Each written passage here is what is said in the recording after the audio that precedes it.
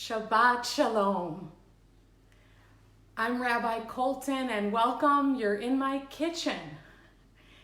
In the kitchen is where Jewish women have been lighting Sabbath candles for hundreds and hundreds of years. And this evening, I want to invite you to take a deep breath.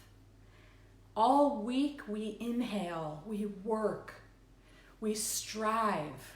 But on Shabbat, we exhale, we release, and we restore. On Shabbat, the entire universe breathes, and the Jewish people, Shabbat Shalom, I see all of you popping up. The Jewish people are a lunar people, so our new day begins when the moon comes up. And so as the light changes and we feel Shabbat descend. I just did a wedding in someone's home. The groom was 82 years old and the bride in her 70s, and their love was blooming. On Shabbat, we say that the metaphor is the face of the bride. Shabbat is all possibility. We rise to receive the Shabbat and face the door and imagine that the bride is actually entering. Shabbat is the face of the bride, but it's also the face of the groom. As I'm in wedding season as a rabbi, and when the bride enters, I always watch the bride, but I like to look at the groom because his face is the face of the person that feels like the luckiest person in the world. Awesome. That is the feeling. Awesome and exhale. That's what we capture on Shabbat. Imagine the beginning of everything. A new week, a new world. We are living at a time when people need to reconnect with beginnings, hope. Something good has to be coming. On Shabbat, we release all the pain and all the suffering, and we allow just pure essence and goodness to come into our lives. So do this with me. I see all of you watching, and I'm so grateful. Thank you, thank you, thank you. Do this with me. Take a huge in-breath and an even bigger exhale as you let go of any problems, stress, anything that isn't contributing to your inner peace. You get to let it go on Shabbat. So do it with me.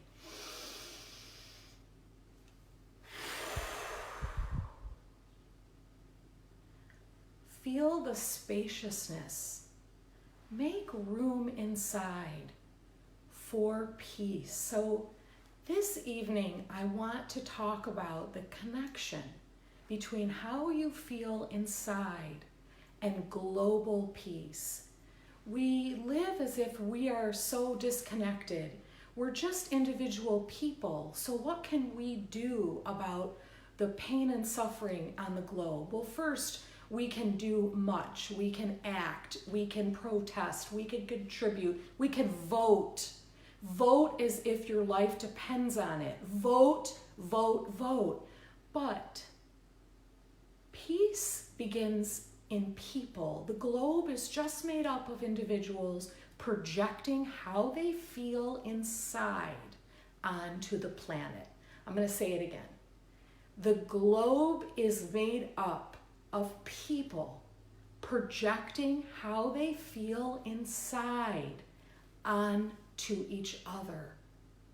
If everybody would stop and cultivate peace and project peace, we would live in an entirely different society. So today, let us take responsibility for our own inner peace. We don't just have peace, we have to make peace, cultivate peace, work on peace. So this evening, ask yourself, what stands between me and my inner peace? What is standing there? What is the obstacle? All week we're driving in our car, we're working, we're talking, we're transacting with people. What is it that's standing between you and your greatest inner peace? Is it self-forgiveness? Is it forgiveness of others? Is it despair? Is it exhaustion? Or do you feel a great swell of inner peace that you're in touch with all the time? Take a moment and connect to yourself. How much inner peace do I feel in my life? And ask yourself, what is the block? What are the thoughts? What is it that I need for greater inner peace? And allow yourself to just get to know that question. What do you need for greater peace? Do you need a break from the news? Do you need to volunteer so that you feel like you're actually doing something with your own feet and hands to make the world better? Do you need just to be closer to the people that you love? I'm working on getting another dog. For my 50th birthday, I'm turning 50 in March. My dog is the love of my life, my first dog. I think I'd have a little more chaos, but more peace too with another dog, a little puppy. You need something to look forward to. So consider, what do you need for more peace? Because how you feel inside matters. How you feel inside, you project, and we are a collective projection of how we feel inside on our planet. We're just collective projection of individuals. So on this Shabbat, restore, tend to, cultivate, pay attention to your inner peace. We're going to light our candles. If you have them, that's wonderful. Shabbat is so beautiful. I think people, all women, should practice Shabbat, even if you're not Jewish, and men too. We have behind me candles and all the traditional symbols for Shabbos. If you've ever had challah, it is a sweet, I can smell it. I send the fragrance to you through Facebook Live. It's the smell of sweetness. If you're gluten-free, I'm sorry, but you could still enjoy it. We eat this bread, which is braided traditionally by women's hands. We also say a prayer over the wine, and this Kiddush cup is my grandmother's. If she was alive, she would be 102 years old, and this was her Kiddush cup for Shabbos.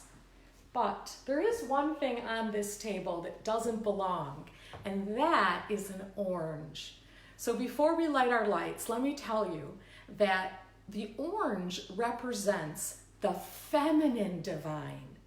There is a story that years ago, a rabbi said a woman belongs on a bima, which is the Hebrew word for altar or stage, to lead prayers and have authority in the temple or synagogue, like an orange belongs on a Seder plate, meaning, oh, that's ridiculous. You would never put an orange on a Seder plate. Women are out of place in positions of religious authority. So people all over the world began to put an orange right on their Seder plate, to stick it to them, to that rabbi to say, you know what?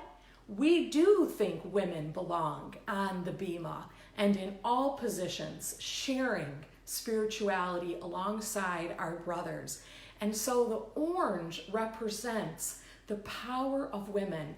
It's also the title of the book that I am finally completing after 4 years.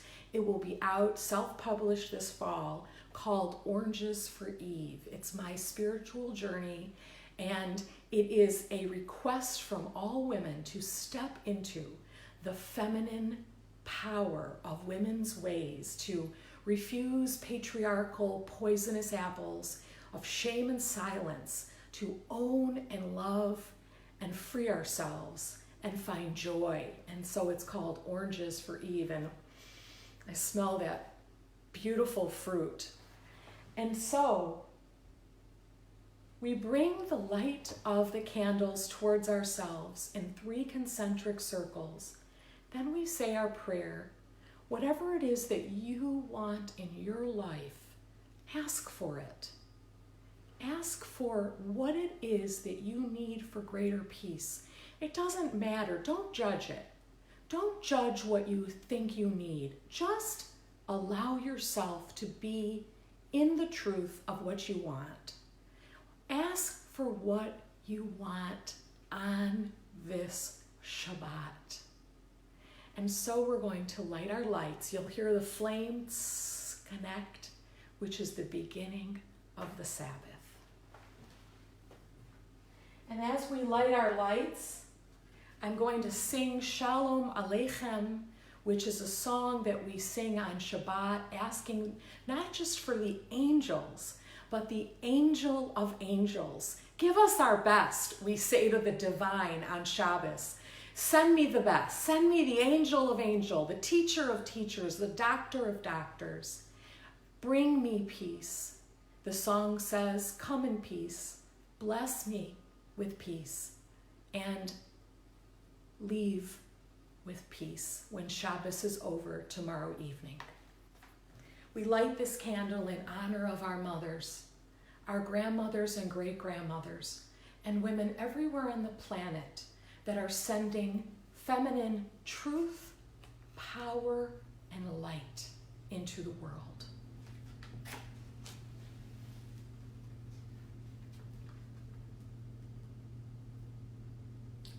Shalom Aleichem, Malachi HaShalom, Malachi Elyon,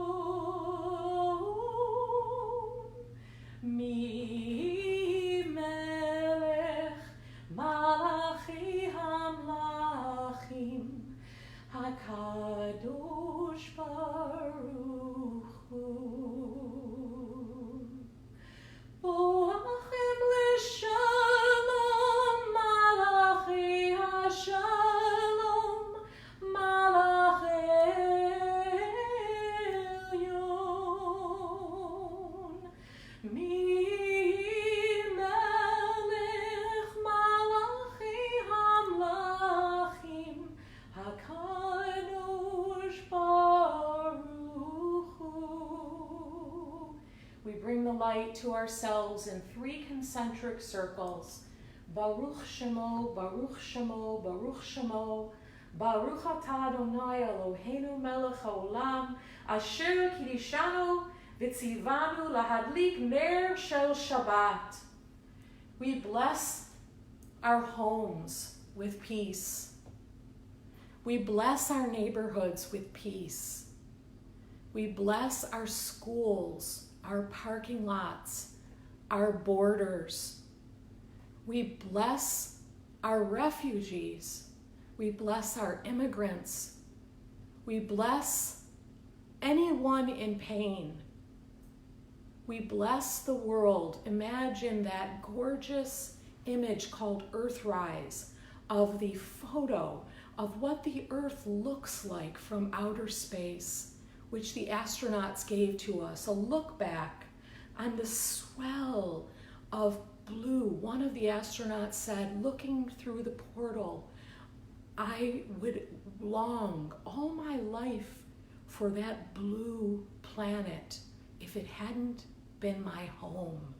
In the dark, dark, dark of space is a swell of the most gorgeous ocean planet. We live on planet ocean.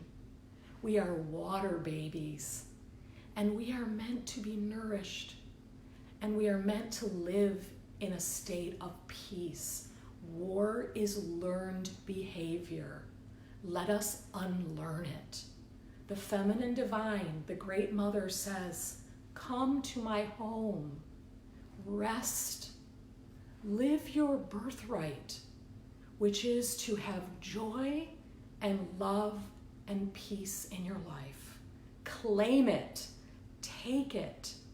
Peace is our natural state. Bring that great mother or grandmother or that aunt that you just felt so comfortable with, so loved, that you didn't have to prove yourself or do anything at all. You could just be in your perfect state of peace. I hope that your inner peace increases, it swells, so that when we all go forward and we project ourselves, we bring forth something that is beautiful and radiant and nourishing to ourselves, to each other, and to Mother Earth.